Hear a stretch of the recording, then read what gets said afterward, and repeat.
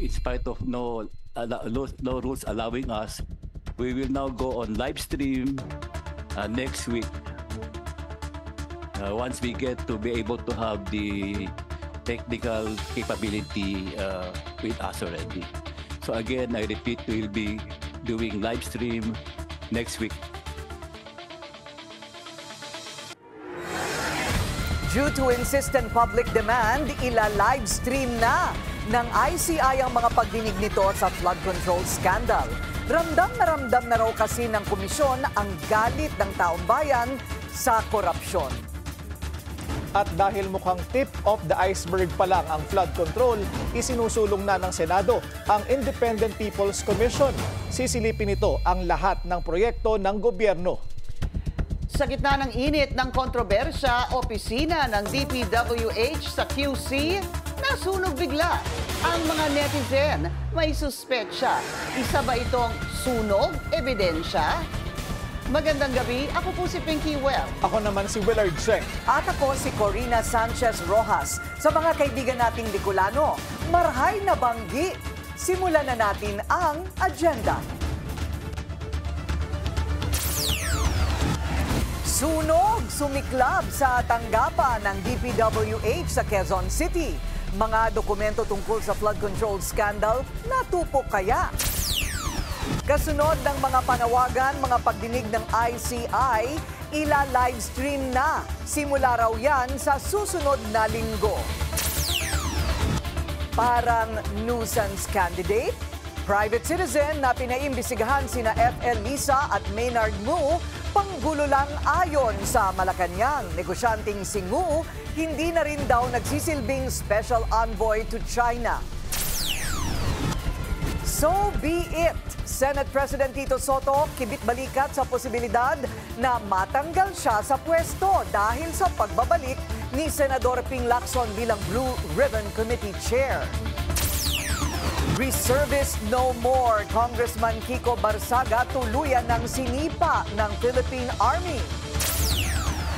At sino raw ba talaga? SB19 at Cup of Joe nag-collab sa isang video sa gitna ng umano'y fan war.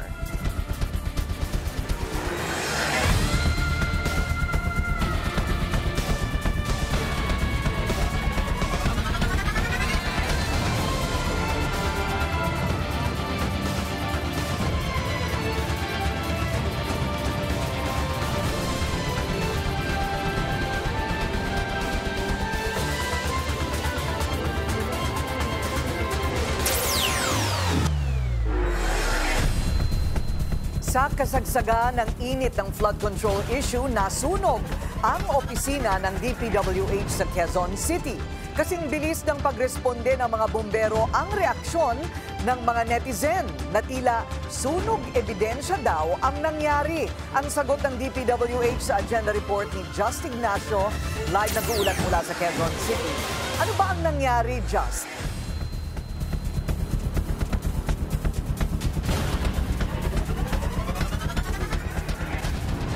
Corina, sumiklab ang sunog sa loob ng compound ng Department of Public Works and Highways sa EDSA Kamuning sa Quezon City. Nangyari yan pasado alas 12:30 kaninang tanghali.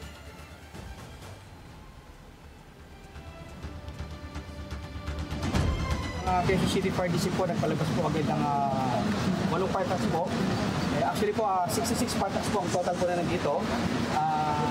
Pasalamat po tayo dahil wala pong mga major injuries pong nangyari, wala po tayong fatality po.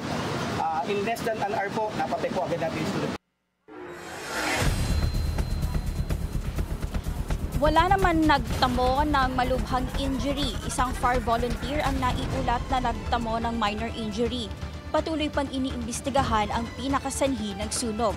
Personal ding dumating sa lugar si Quezon City Police District Acting District Director Police Colonel Randy Glenn Silvio at agad itong dumiretso sa loob ng nasunog na pasilidad.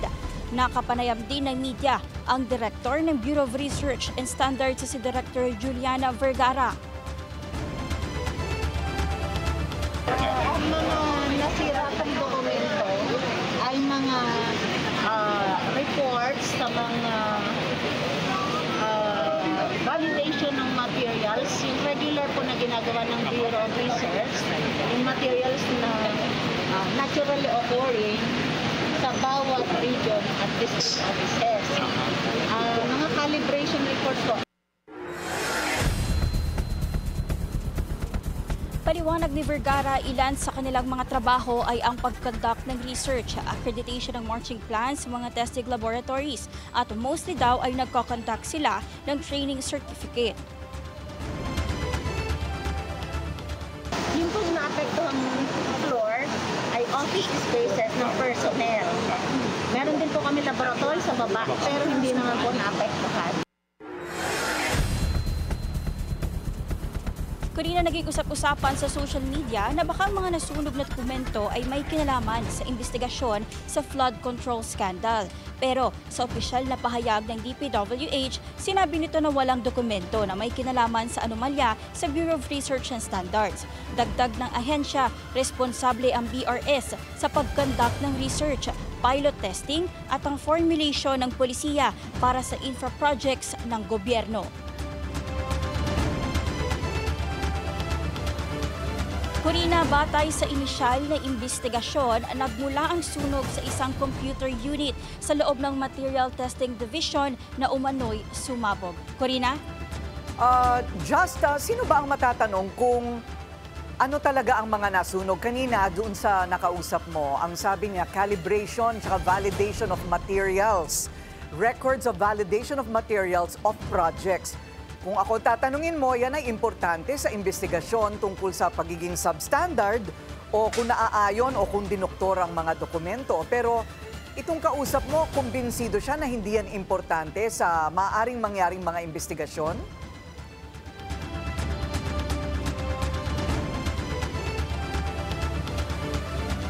Corina, yan yung tinanong mismo ng mga media kanina kung yung mga dokumento ba ay may kinalaman sa investigasyon ng flood control scandal.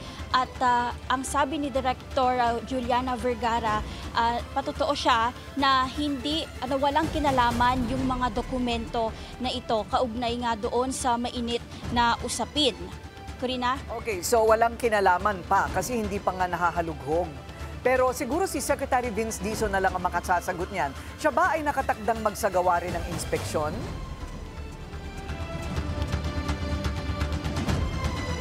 Corina, tinanong din natin yan kay Director Vergara at sa mga oras na iyon, kausap niya raw ang DPWH Central Office at ang tanging impormasyon lang na sinabi niya sa amin ay nakatakda raw magsagawa ng press conference si Dizon na kaugnay dito. Corina?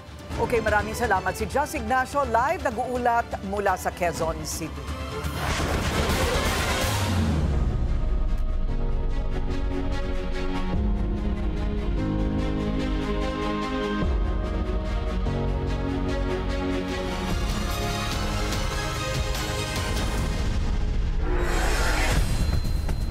Bumigay din isa sa publiko na ng ICI ang mga pagdinig nito sa flood control scandal. Yan ang agenda report ni Hannah T. live mula sa Senado. Hannah, ano ba ang nagpabago sa isip ng ICI? Pinky, ramdam na raw ng ICI ang galit ng taong bayan. Kaya naman, inspirasyon daw ito para sa kanila na lalong pursigi sa investigasyon sa infrastructure projects, kabilang dyan yung flood control. At tama ka dyan, Pinky, no? Kasama yung naging report natin kanina, dapat na nga ang abangan ng publiko itong mga susunod na pagdinig ng Independent Commission for Infrastructure dahil simula next week ay ila-livestream na ito sa publiko. Closed door noon ang proceedings ng nasabing body at limited sa media ang access sa mga pagdinig. Sa pagiging 39 days old ng ICI, 3 pa lang ang abogado ng body pero nagtitipon na raw ito ngayon ng volunteers. In spite of no rules allowing us, we will now go on live stream next week. Once we get to be able to have the technical capability with us already. So again, I repeat, we will be doing live stream next week. Ilan sa mga huling na schedule na pagdinig ng ICI ay ang sa Diskaya couple kung saan nag-back out sila sa cooperation sa investigasyon dahil sa pag-aakalang sesegundahan ang kanilang kagustuhang maging state witnesses. May previous hearing din sa ICI si dating House Speaker Martin Romualdez na tinuturo ng ilang whistleblower na tumatanggap ng kickback sa flood control projects. Pero postponed ang nakatakda niyang hearing dahil may sakit umano ito at kailangan pang i-reschedule. Ganon din ang ICI hearing ni dating DPWH Undersecretary Roberto Bernardo na nag-name drop sa former at incumbent senators na bahagi umano ng flood control scam. Ang ICI ay binuo sa bisa ng isang executive order ng Pangulo. Pinky, hinihiling na rin ng Senado kay Pangulong Bongbong Marcos na i-certify as urgent ang isang panukalang magbubuo sa Independent People's Commission o IPC. Ito ang isang body na mag-overpower sa Independent Commission for Infrastructure o ICI sakaling maaprubahan para ibuo. Sa panukalang inintroduce ni Senate President Tito Soto, ang Independent People's Commission ay isang non-partisan body na nakatoka sa pag-iimbestiga sa lahat ng government infrastructure projects, hindi lang sa flood control. Pero gaano ito ka-independent kumpara sa ICI? Ayon kay Soto, ang komposisyon nito ang nagtatakda ng kanyang independence. 5 members ang isinusulong ni Soto. Yan ang isang retired justice na magiging chairperson nito kasamang isang certified public accountant na may expertise sa forensic accounting, isang civil engineer o architect, isang representative mula sa isang NGO at academician na may specialization sa public administration o economics. Ani Soto, kapag naaprubahan ang pagbuo ng IPC, ito turn over ng ICI ang kanilang mga nakalap na impormasyon sa nasabing body. Sinuportahan ng ilang retiradong mga opisyal ang nasabing panukala gaya ni dating Senate President Franklin Drilon. How did we get here? How did we get to witness such massive corruption in our midst? I have a simple answer. To me, Mr. Chairman, it is the culture of impunity that we see in our midst today. Tatalakayin pa kung ano yung mga dapat maging provision ng nasabing pagbubuo ng IPC gaya ng contempt powers nito. Pero ani Drilon, sa gitna raw ng mga pagbubuo ng mga independent body, failure na ng justice system sa ating bansa ang nangyayaring corruption issues dahil tila wala na raw merong takot o takot makulong. Pinky. Okay, Hana. So, meron bang information o balita kung susuportahan ni PBBM yung pagbuo nitong IPC? Pinky, sabi ni Senate President Tito Soto, mukhang liligawan niya pa ito si PBBM tungkol nga dito sa pag-certify as urgent nitong nasabing independent o nung nasabing Senate bill para mabuo itong Independent People's Commission. So aantabayan na natin kung matutuloy nga ang pagbubuo nito at magte-take over doon sa ICI. Pinky.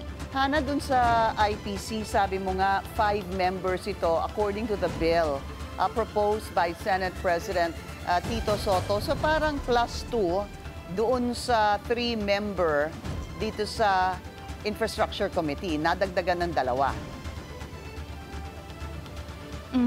Pinky, tama yan, no? And to reiterate, non-partisan itong magiging IPC dahil merong mga civil engineer o architect na magiging bahagi ng commission.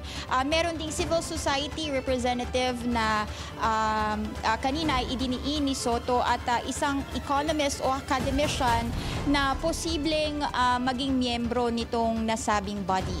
Pinky. Anong importante din dyan, sino ang pipili doon sa 5?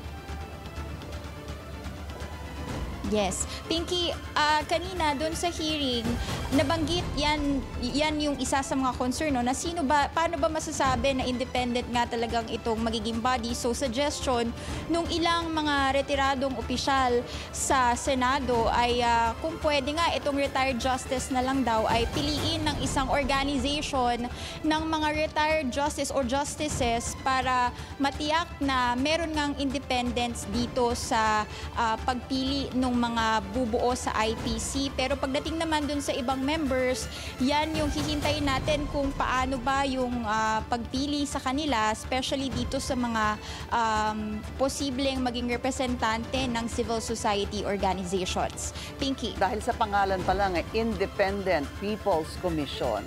Para sa tao, galing sa tao. Alright. So, tingnan natin anong magiging tugon ng Malacanang hinggil dito. Maraming salamat, Hannah T. Nag-uulat ng live mula sa Quezon City. Welcome sa mga kongresista ang desisyon ng ICI na isapubliko ang investigasyon nito sa flood control scandal. Ayon kay Bicol Saro Party List Representative Terry Ridon, magandang hakbang ito para ipakita ang mga impormasyong ipinipresenta sa komisyon at mapalakas ang pananagutan, lalo sa budget process. Para naman kay Kamanggagawa Party List Representative Eli San Fernando, tama lang na gawin ito at hinamon pa ang ICI na panindigan ang pagiging patas at independent. Dagdag ni Representative Percy Sendanya ng Akbayan, dapat may hantungan ng investigasyon at may makulong, maisauli ang mga ninakaw at maisabatas ang Open Bycam at Open Infra Bill. Para rin kina Akbayan Congressman Chel Diokno at ML Party List Representative Laila De Lima, karapatan ng taong bayan na malaman ang takbo ng investigasyon at di nila ito tatantanan hanggat walang napaparusahan.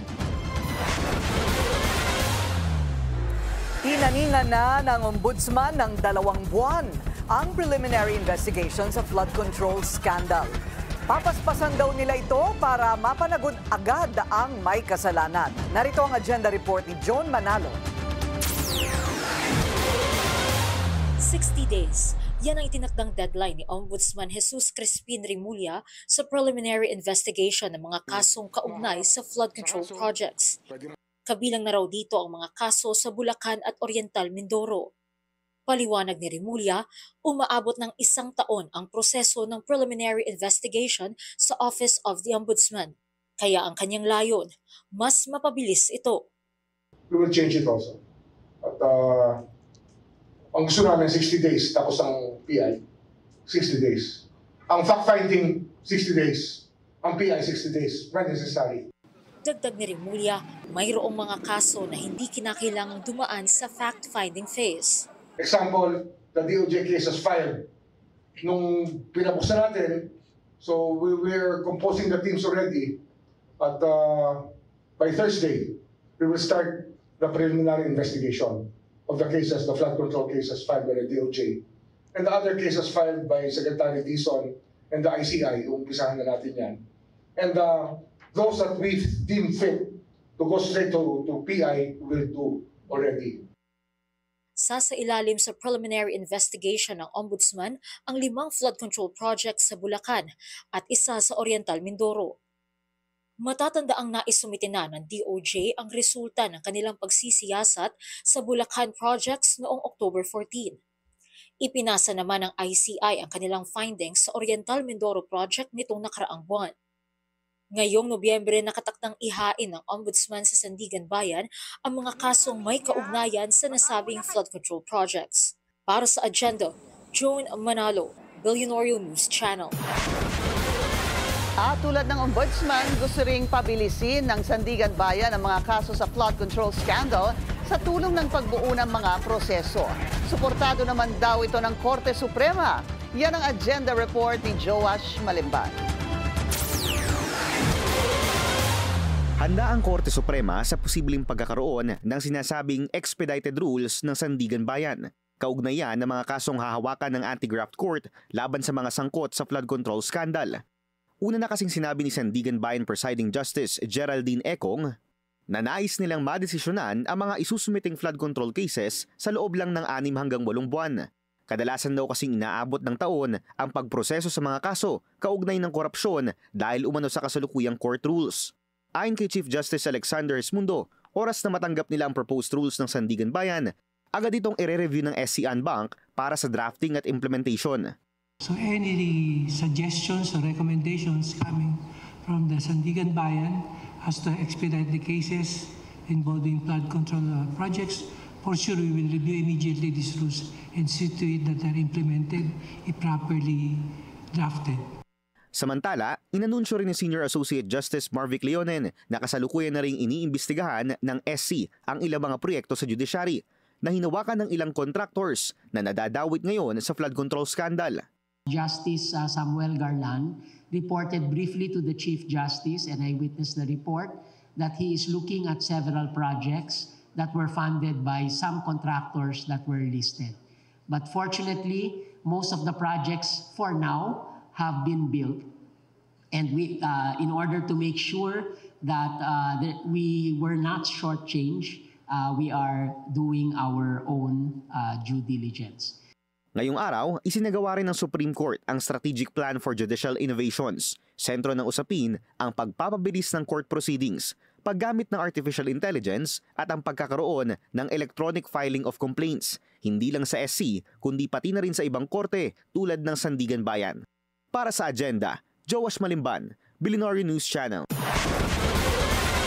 Inihahanda na ng Bureau of Customs ang mga kasong isasampa sa importers ng smuggled luxury vehicles ng flood control royalty na sina Curly at Sara Diskaya. Partikular dito ang 13 sasakyan na nakatakdang ipasubasta sa susunod na buwan. Iniimbestigahan na rin daw ng BOC ang anggulong posibleng alam ng mag-asawang Diskaya na iligal ang importasyon ng mga sasakyan. Paglilinaw ni Customs Assistant Commissioner Vincent Philip Maronilla, makakasuhan lang ang mga Diskaya kung lalabas na kasabwat sila ng importers. Technically, pag inimbestigahan mo yan, kung lalabas lang naman, no? Hindi ko sinasabing yun yung ginawa nila, pero sa investigasyon, kung lalabas na nakipagsabuatan talaga sila, kung ano yung penalty nung nag-import, yun din ang magiging penalty nila. Gumugulong na ang pangangalap ng ahensya sa mga testimonya at pagbavalidate sa mga papeles.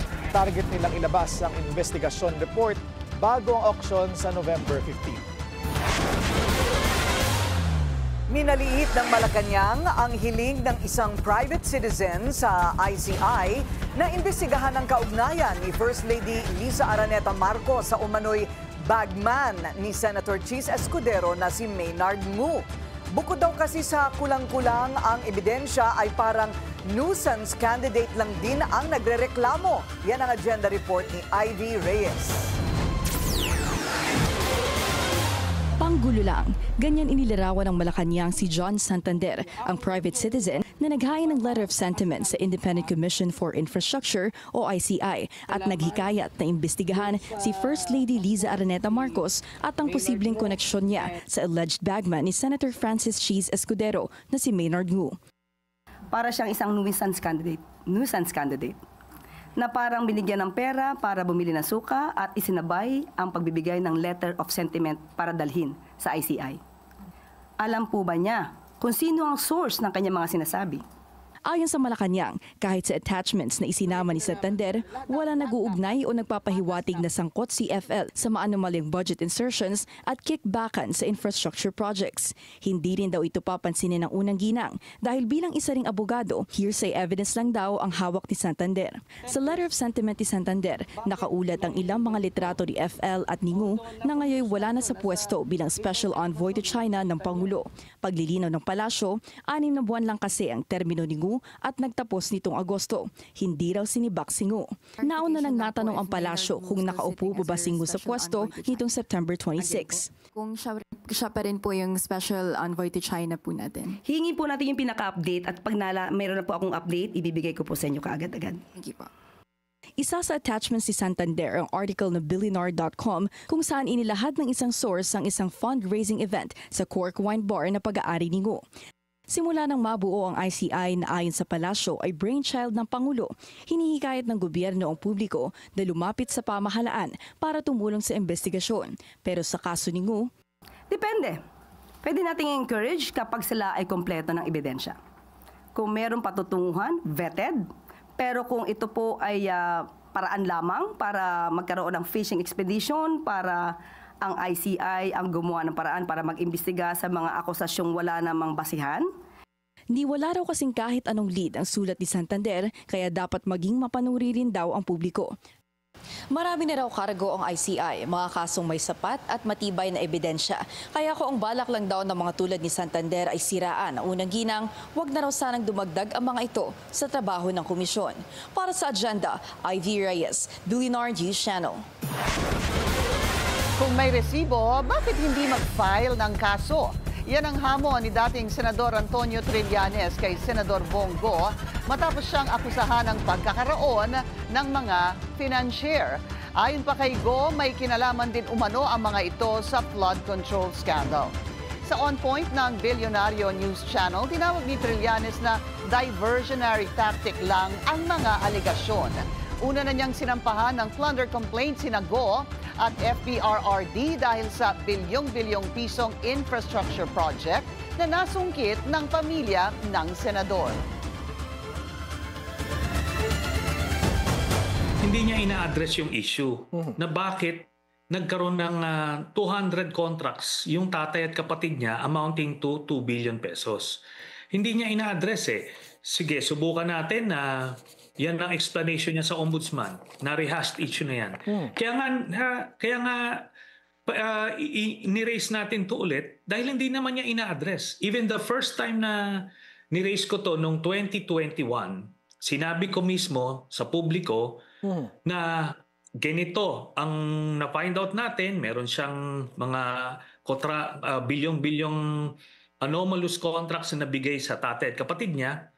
Pero sabi ko, hindi ko to ifa-file habang nakapwesto sila. At nakapwesto si Martires na nagpo-protect sa interest nila Duterte. O ngayon lang naman siya natanggal sa pwesto si Martires nung natapos yung term niya, kaya ko final. Mas maraming Pilipino ang naniniwalang mas kailangang tutukan ng Marcos Jr. administration ang inflation kesa korupsyon. Ayon sa SWS survey, 56% ang nagsabing dapat pababain ni PBBM ang presyo ng bigas at pagkain, habang 31% ang nanawagan sa Pangulo na tugunan ang katiwalian sa gobyerno. Isinagawa ang survey noong September 24 to 30. Liderato at board members ng PCAB papalitan na sa gitna ng flood control scandal. Susunod yan sa agenda.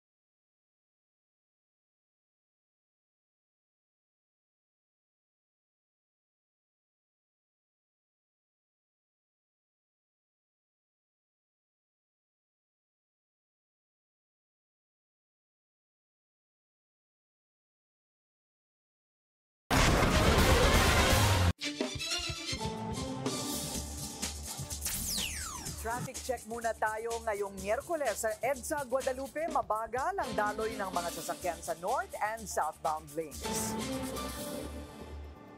May bagong bagyo na tinututukan ngayon ang pag-asa, si Tropical Depression Salome. Kumuha tayo ngayon ng update mula kay Pag-asa Weather Specialist Chanel Dominguez. Chanel, so itong nararamdaman natin ngayon ng mga pag-ulan, kasi kanina malakas ang ulan na naman, kasama na ba ito doon sa bagyo o parang front act nitong bagong bagyo?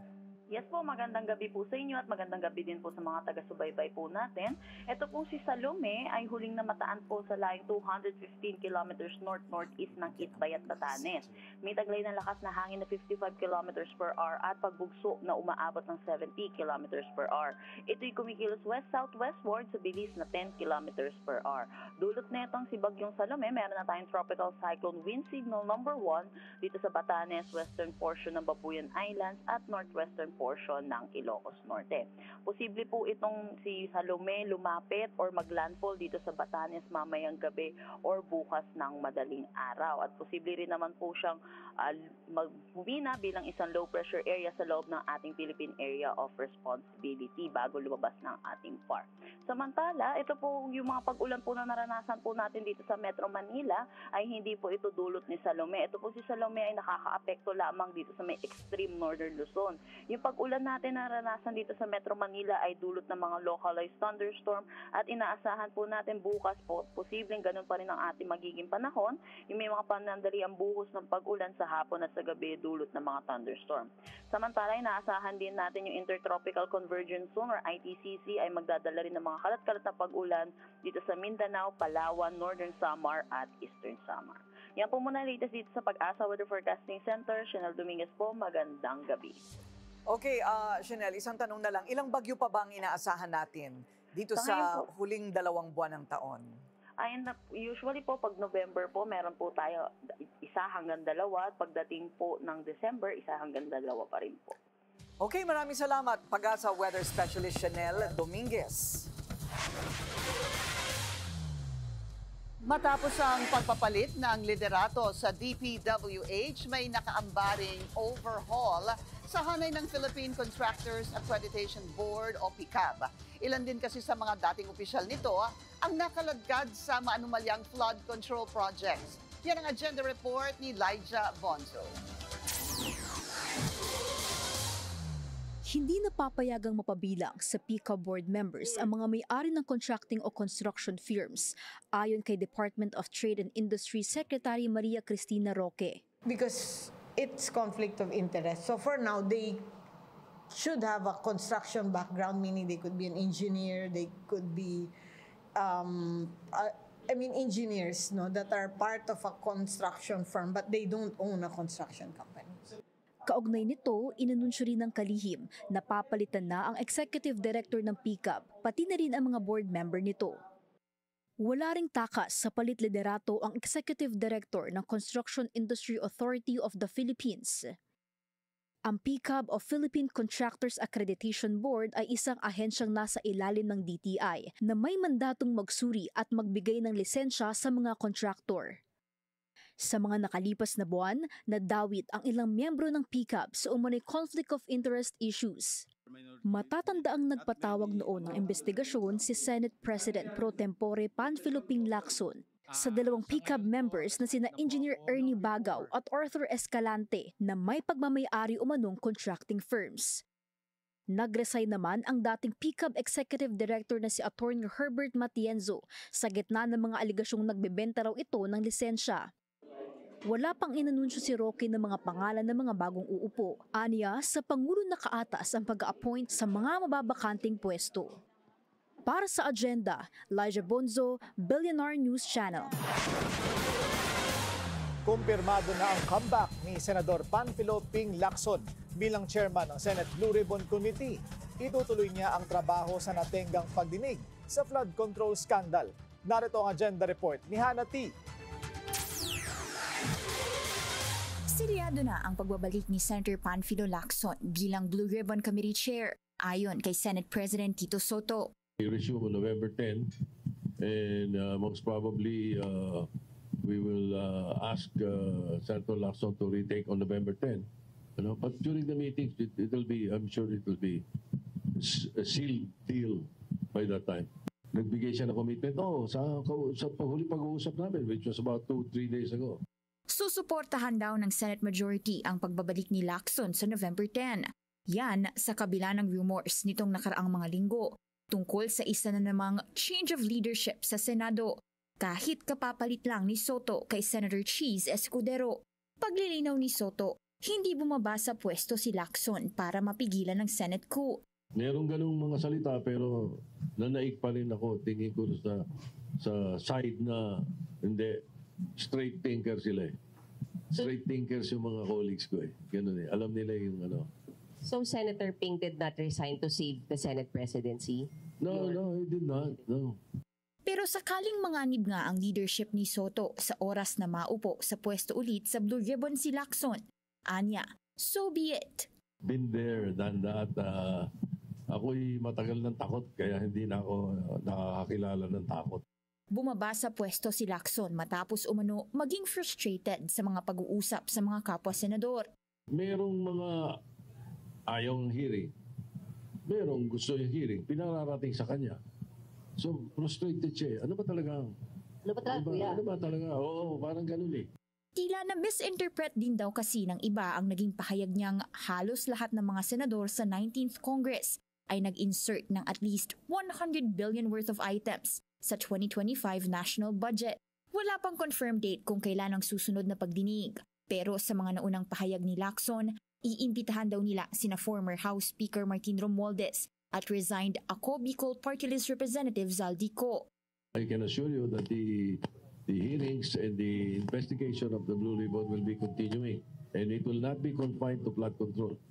It will be encompassing lahat ng accountability of public officials. Sa huling pagdinig, ni-name drop ni dating DPWH Undersecretary Roberto Bernardo ang ilang mga mambabatas na sangkot umano sa pagtanggap ng kickbacks sa flood control scam.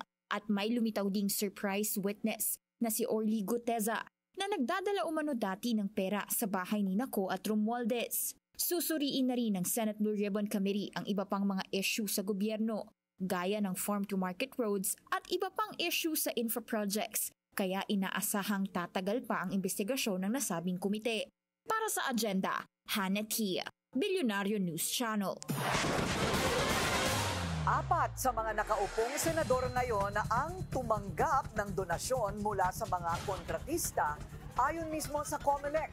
At sa unang ipinatawag na si Senator Francis Cheese Escudero, ilalabas na raw ang resulta ng investigasyon ni dito sa susunod na linggo. Ang detalye sa agenda report ni Joash Malimban. 6 na senatorial candidates ang tumanggap ng donasyon mula sa mga kontratista noong nakaraang 2025 elections. 4 dito ang nanalo. Yan ang kinumpirma ng COMELEC ngayong araw sa pinakahuling update ng kanilang isinasagawang investigasyon. Ayon kay COMELEC Chairman George Garcia, nasa 26 contractors na ang kasalukuyang nasa listahan ng poll body na nadiskubre nilang nag-donate sa mga kumandidato noong nakaraang halalan. Bawal ito sa ilalim ng Section 95C ng Omnibus Election Code. 6 na kandidato for the Senate, 2 kandidato for the 2 kandidato for the party list, 3 kandidato for the congressional candidate sa district, at pagkatapos isang national political party, at merong kandidato for governors. Ayon kay Chairman Garcia, target nilang matapos ang listahan sa darating na Biyernes para muling makapag-send ng certification request mula sa DPWH. Kinakailangan kasi nila ng formal confirmation mula sa ahensya na ang mga kontratistang nasa kanilang listahan kumukubra ng kontrata mula sa pamahalaan. Paraan daw ito para maging matibay ang election offense na posible nilang ihain laban sa mga kontraktor na nag-donate at mga kandidatong tumanggap ng donasyon.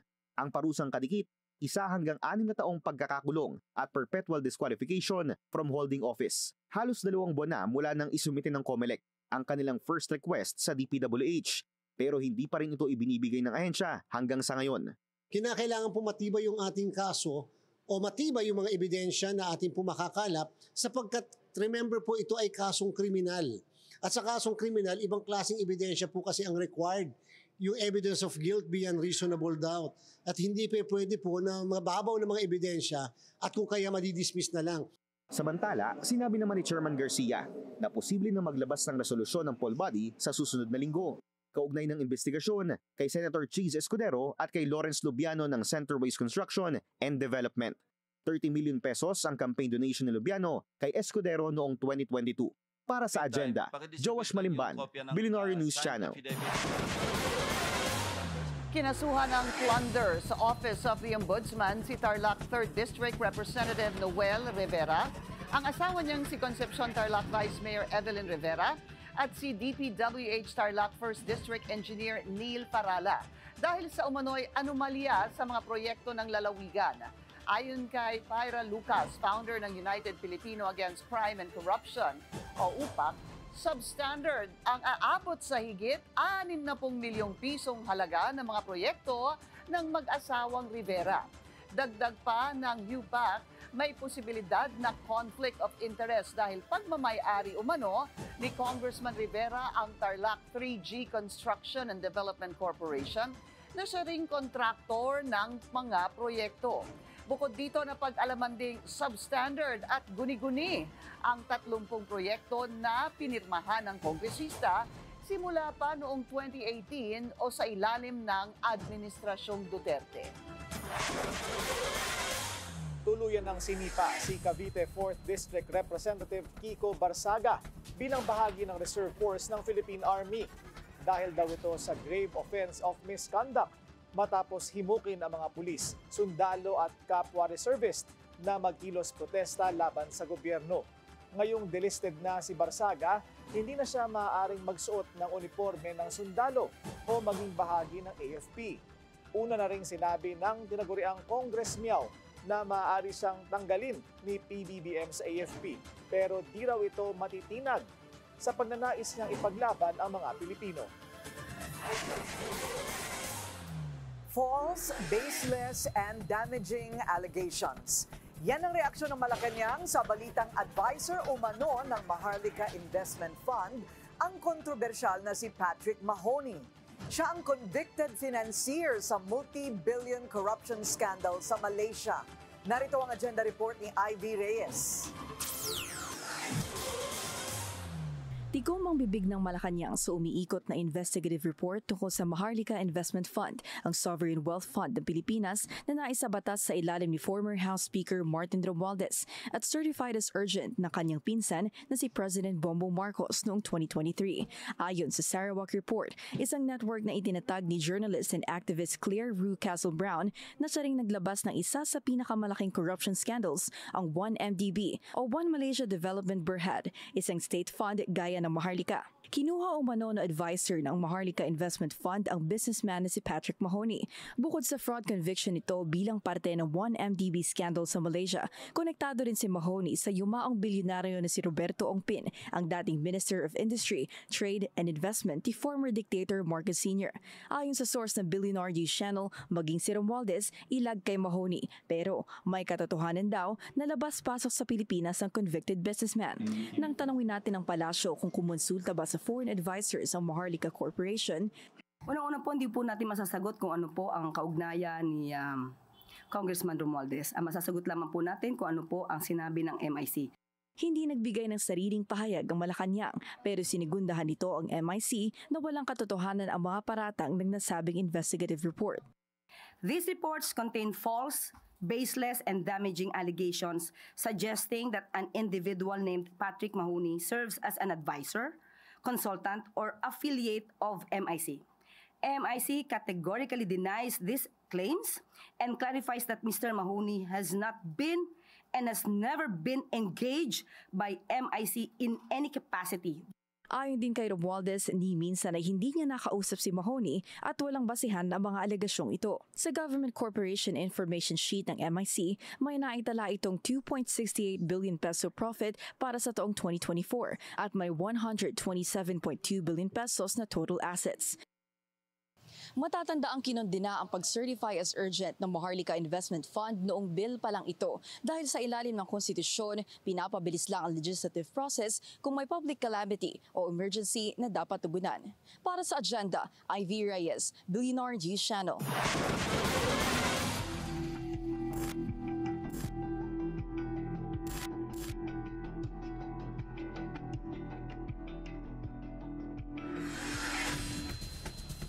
Wala ring kikilingan ng PNP sa oras na lumabas ang resulta ng preliminary investigation sa kaso ng mga nawawalang sabongero. Ayon kay Acting PNP Chief Lieutenant General Jose Melencio Nartates, aarestuhin nila sino man ang mga akusado at ituro ng arrest warrant ng korte. Kahapon natapos ang PI para sa isinampang reklamo ng mga pamilya ng biktima at inaasahan ang resolusyon mula sa piskalya sa loob ng 60 araw. Kasama sa mga itinuturong suspects sina bilyonaryo gambling boss Charlie Atong-Ang, ang aktres na si Gretchen Barreto at si former NCRPO Chief Retired Lieutenant General Jonel Estomo. Nahaharap sila sa patong-patong na reklamo kabilang ang multiple murder at kidnapping. Mga umano'y agricultural smuggler, may bago raw modus. Susunod yan sa agenda.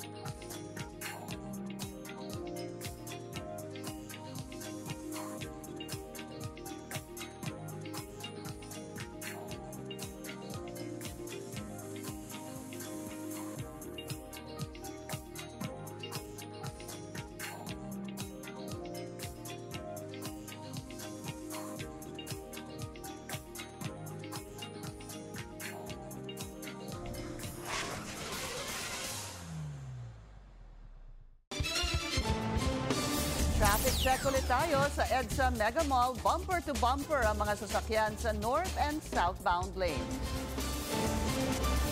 Higit 13 million pesos na halaga ng carrots ang nasabat ng Bureau of Customs sa Maynila.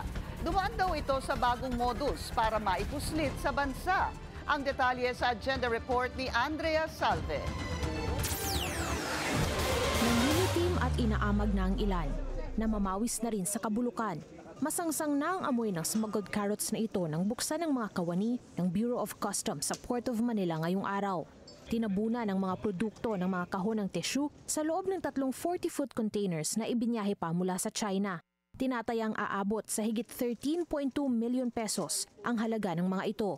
Usually, itong carrots, dapat to nasa refrigerated containers. Dahil naghihigpit po ang Bureau of Customs ngayon pagdating sa mga smuggling ng agricultural product, mukhang ang ginawang modus operandi nitong mga smuggler na to, sinubukan na ipuslit itong mga smuggled carrots na to using dry containers na. October 2 pa kasi dumating sa bansa ang mga shipment. Hindi raw dumaan sa pagsusuri ng Department of Agriculture ang carrots kaya hindi rin tiyak kung ligtas itong kainin, lalo't tila napahaba raw ang buhay ng mga ito. Kung ano man yung chemical na inilagay dyan, kung meron man, we're pretty sure we want to find out kasi baka delikado.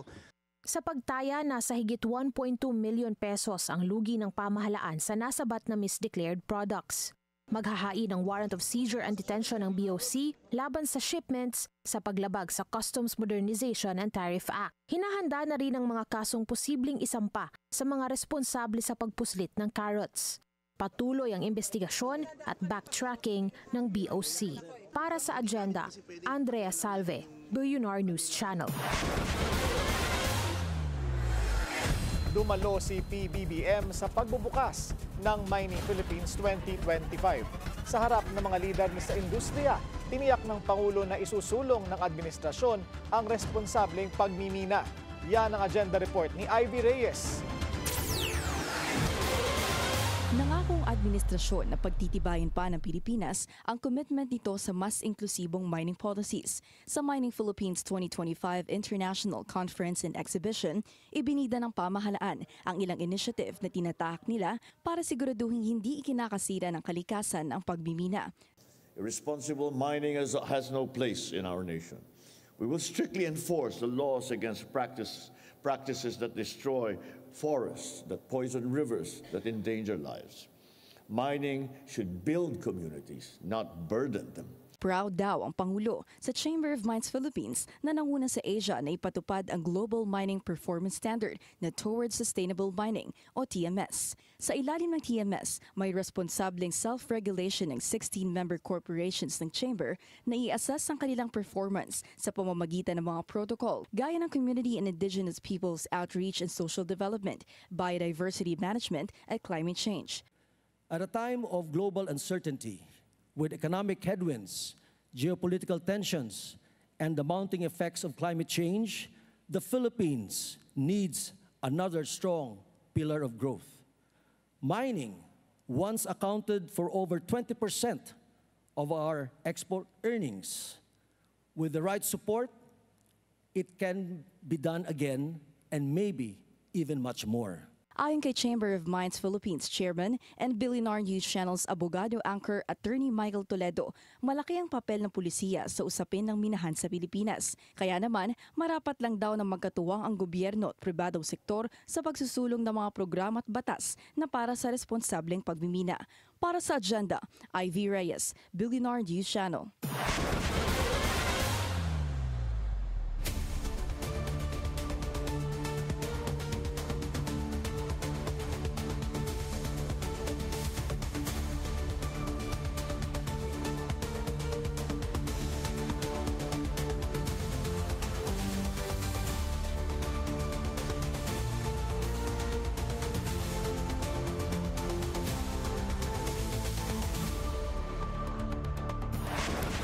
Tuloy ang pagpasok ng mga foreign investor sa Pilipinas. Yan ay kahit pinuputakte ng mga issue ng korupsyon ang iba't ibang ahensya ng gobyerno.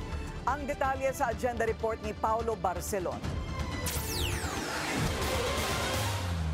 Sa kabila ng mga investigasyon sa flood control scandal, naniniwala ang ilang eksperto mula sa Security Bank Capital na hindi raw nababawasan ng tiwala ng mga foreign investor sa Philippine capital markets. Ayon kay Margot Lee ng Security Bank Capital, nananatiling maayos ang daloy ng pamumuhunan sa kabila ng sunod-sunod na investigasyon.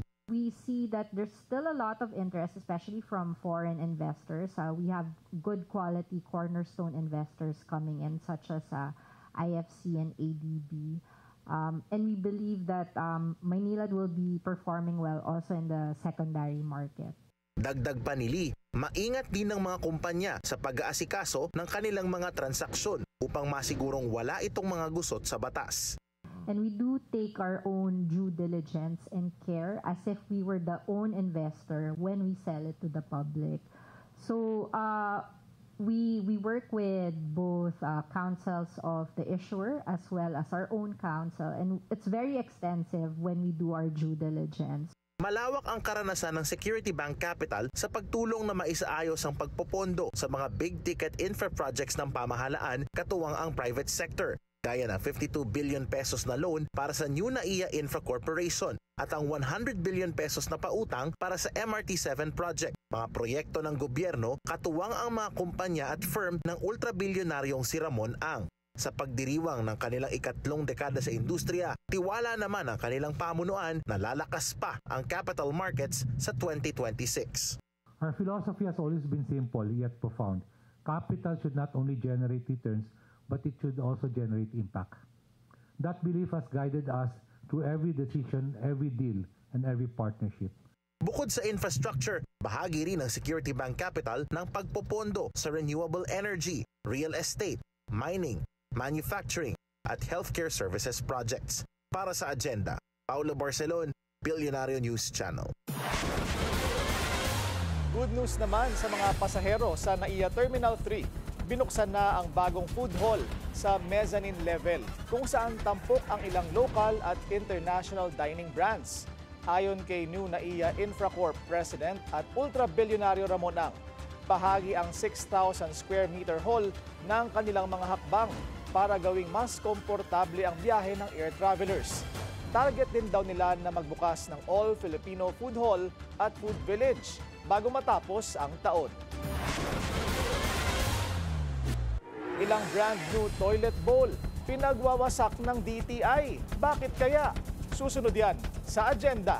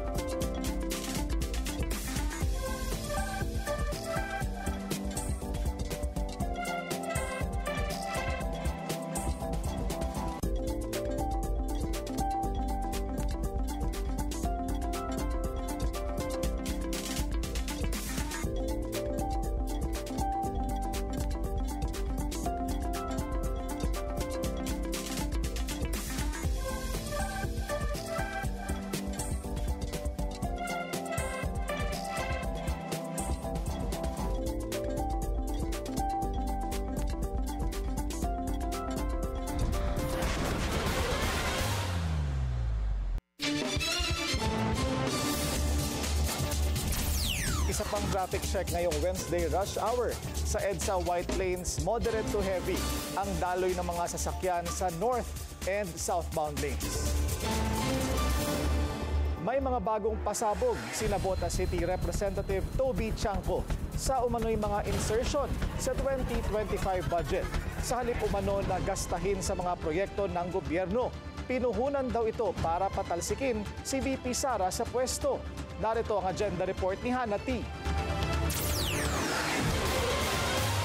Tila lumilinaw na kung paano sa loob ng ilang taon nilaro at binago ng Kongreso ang nilalaman ng taunang General Appropriations Act o GAA o mas kilala bilang budget ng Pangulo.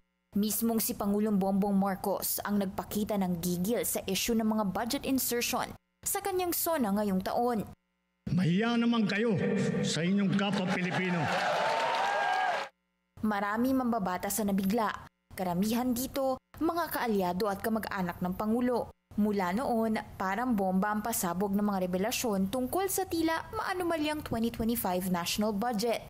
Habang nakabakasyon ng Kongreso para sa undas, tuloy-tuloy ang closed-door hearings ng Independent Commission for Infrastructure o ICI at minamataan na ang pag-livestream sa budget process dahil sa intense public pressure tungkol sa transparency. Sa gitna ng investigasyon, nabunyag kung paano nilaro ng ilang opisyal ng DPWH ang bilyong-bilyong piso sa flood control projects in a span of about 10 years, kung saan kasabwat umano ang mga contractor at mga politiko.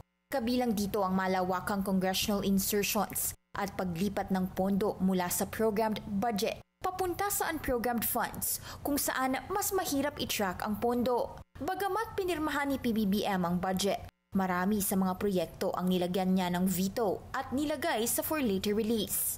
Sa programa ng Billionario News Channel na Politico Talks, kinwento ni Representative Toby Tiangco ang meeting niya sa dalawang mataas na opisyal ng Kamara noong Marso, alinsunod sa instructions umano ni dating House Speaker Martin Romualdez, kung saan inireklamo raw nila ang pagkaka-FLR ng kanilang allocations. Sina Representatives Dong Gonzales at JJ Suarez daw ang mga nakausap niya. Doon nila sinabi sa akin na paano yan? In-FLR nyo. May mga namuhunan na dyan. Nag-advance. Malalim yung implikasyon nun. May mga namuhunan na. Advance. Sabi ko noon, syempre nainis ako. Sabi ko, bakit nyo naman ipinuhunan yung political capital ng presidente? In that context. Okay. Next. Nung hindi na ako makumbinsi doon sa may namuhunan, sabi nila, paano yan? Na ipangako namin yan sa mga pumirma ng impeachment. Matapos nito, binanggit niya agad ang naging usapan sa Pangulo. Sinabi sa akin, sinisingil nila na i-release yung FLR, yung for later release, kasi ipinangako daw nila. Yun nga, kaya nga pumutok na si PBBM nung na July 21. At sinabi ni PBBM na hindi niya rin alam yan dahil hindi yan ang eksaktong word niya, walang ganyang usapan. Ganyan. Ayan, malinaw. Yan ang batayan ng mahiya naman kayo. Tila tumuturo ang usapan sa malawakang political deal-making na nakaugnay sa fourth impeachment complaint laban kay Vice President Sara Duterte, kung saan 250 na kongresista ang lumagda nitong Pebrero. Isa-isa nang pinapatawag sa ICI ang mga pangunahing nakilala sa budget scandal, kabilang sina Tiangco at dating House Speaker Martin Romualdez. Sa ngayon, patuloy pa rin ang fact-finding ng komisyon para alamin kung sino ang mastermind sa likod ng malaking budget scheme. Sinusubukan ng Bilyonaryo News Channel makakuha ng komento mula kina Suarez at Gonzales, pero wala pa silang sagot sa amin. Para sa agenda, Hannah T., Bilyonaryo News Channel.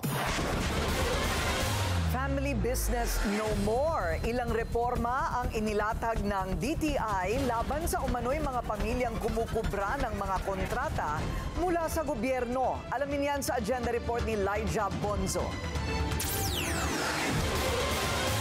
Tinitignan na ng gobyerno ang posibilidad na bawian ng lisensya ang mga kontraktor na pagmamayari ng iisang pamilya. Matapos yan ng pakikipanayam ng Independent Commission for Infrastructure kay Department of Trade and Industry Secretary Maria Cristina Roque. Isa raw kasi yan sa itinuturing na red flags ng ahensya, puwera pa ang pagkakasangkot sa mga maanomalyang proyekto. Kung maaprubahan ang naturang reforma, posible raw na maiwasan ang bid rigging at ang pagkamkam ng mga kontrata kagaya ng mga aligasyon ngayon sa tinuguriang flood control royalty na sina Sara at Curly Discaya. But we're also waiting for the recommendation of ICI and also DPWH kasi we'll all work together para whole government approach ito.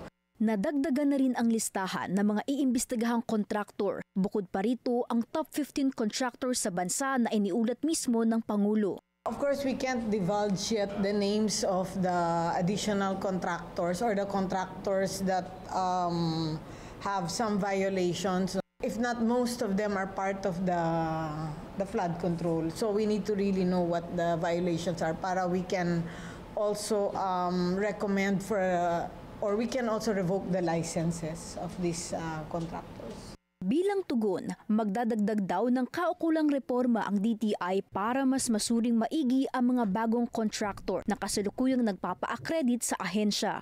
Ang license kasi approved by the PICAB board.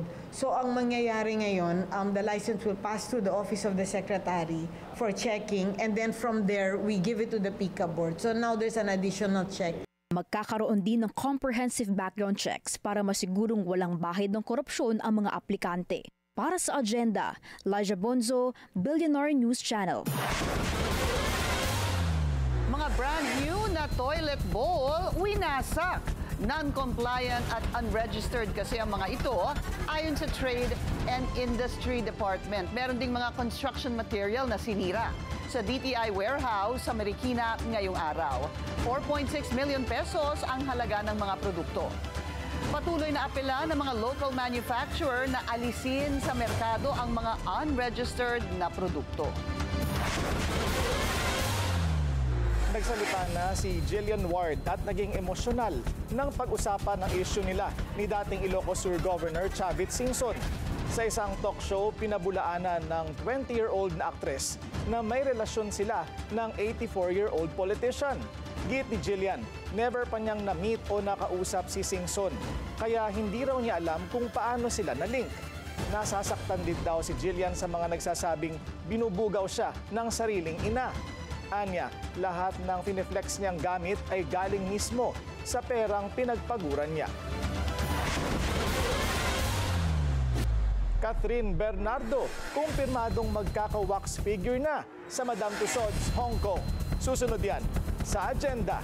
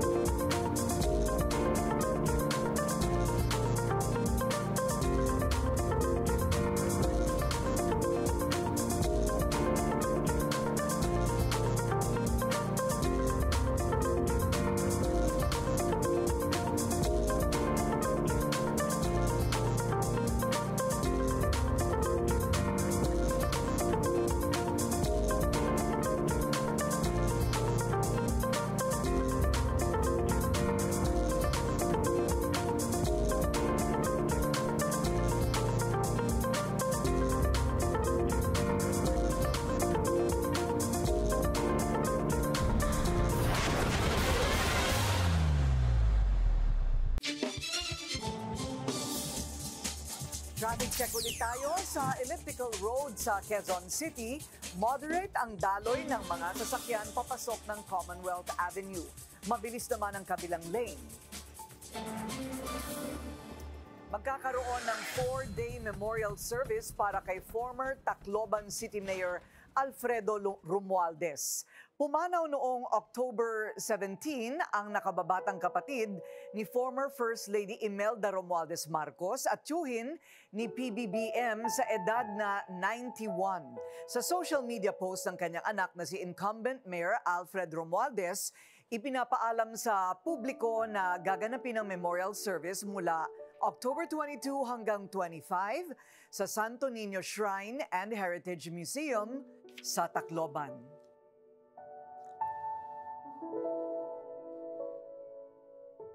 Sanipuwersa ang DOH at LGU para saklolohan ang mga pasyenteng walang mapuntahang ospital sa Manay kasunod ng malakas na lindol sa Davao Oriental. Ang detalye sa Agenda Report ni Pierre Pastor.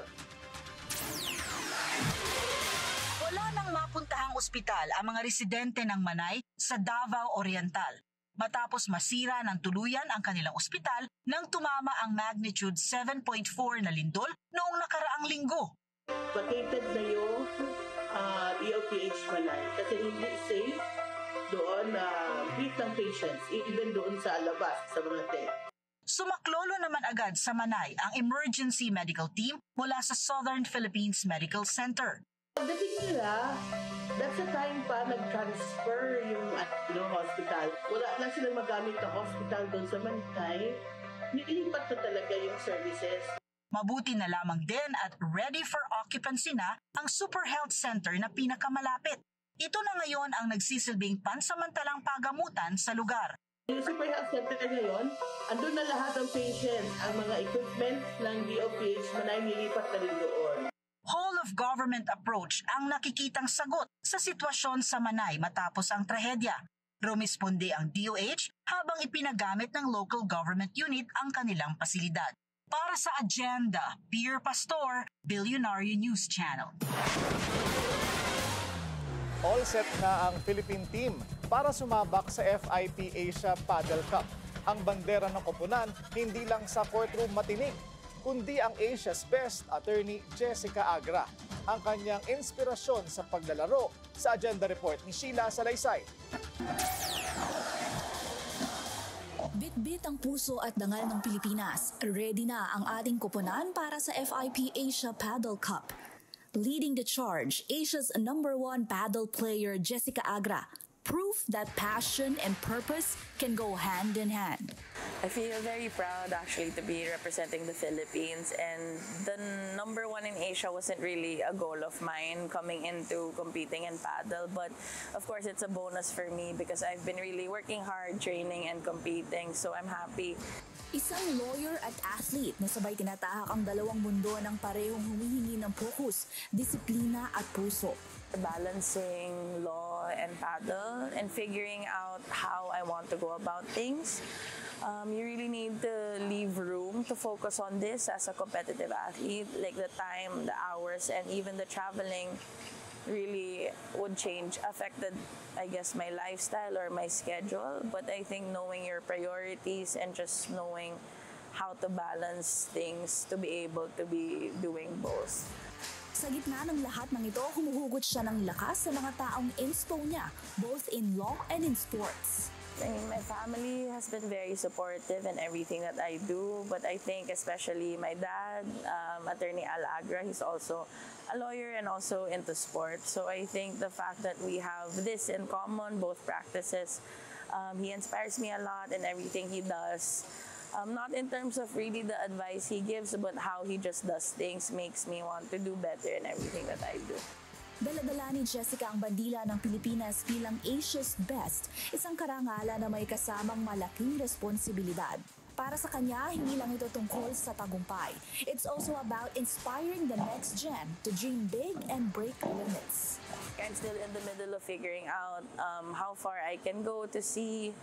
But the goal, I guess, at the end of the day is to play the highest level, which is the Premier Paddle. In a way, it's like the Grand Slams in tennis.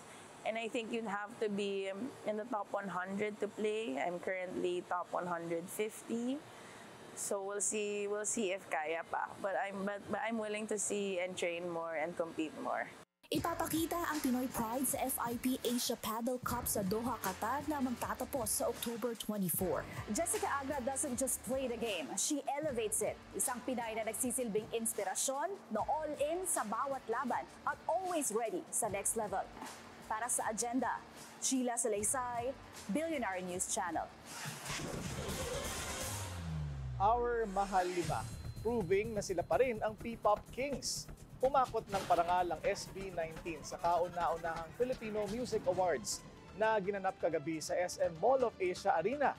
6 na awards ang nakuha ng grupo, kabilang ang Artist of the Year at Pop Song of the Year para sa kantang Dungka. It was a big night din for Cup of Joe na nanalong Album of the Year para sa Silakbo at Song of the Year para sa Multo. Sa gitna ng pamamayagpag ng dalawang grupo, umusbong ang tila fan war sa pagitan ng 18 at Jowas. Kasabay ng tensyon, nag-post ang SB19 ng video kasama mismo ang Cup of Joe. Anila sa caption, sino kaya talaga? Inulan ng positive comments ang post at hirit pa ng ilang netizens, collab song when. It's confirmed. Catherine Bernardo fans, magkaka-wax figure na nga ang Asia's superstar sa Madame Tussauds Hong Kong. Siya na ang ika-5 Pinoy star sa iconic wax museum. Kasunod nina Manny Pacquiao, Pia Wurtzbach, Catriona Gray at Ann Curtis. Sa anunsyo ng Madame Tussauds, binigyang diin ito ang pagiging phenomenal box office queen ni Catherine at pagbida niya sa kauna-unahang Filipino film na kumita ng higit 1 bilyong piso globally. Ilalabas daw ang kanyang wax figure sa 2026. Sa Instagram post, pinasalamatan ng aktres ang Madame Tussauds. Para sa anyay, huge honor.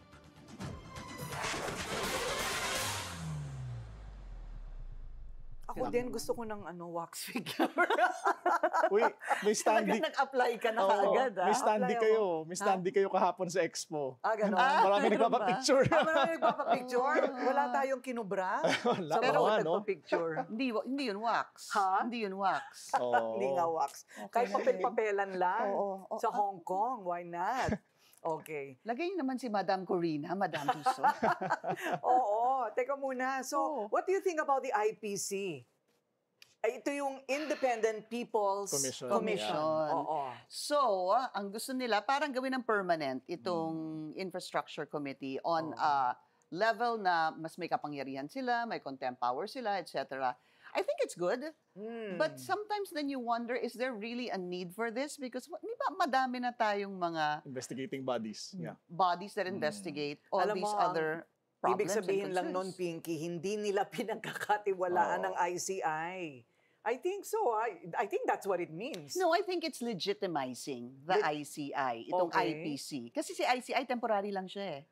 Oo. O gusto nila ito, Permanent isa batas body na. ito, Isa gawing batas. permanente.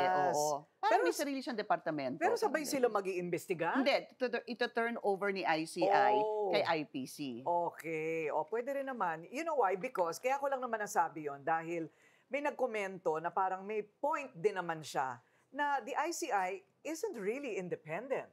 Yeah. Because they were appointed by the president. They were appointed by the president, and their funding will come from the president, the office of the president, or some kind of fund from government. So, kaya ko lang naman naisip, baka gusto nila ng independent talaga people para walang pananagutan sa kasalukuyang administrasyon. Actually, yun ang kailangan natin.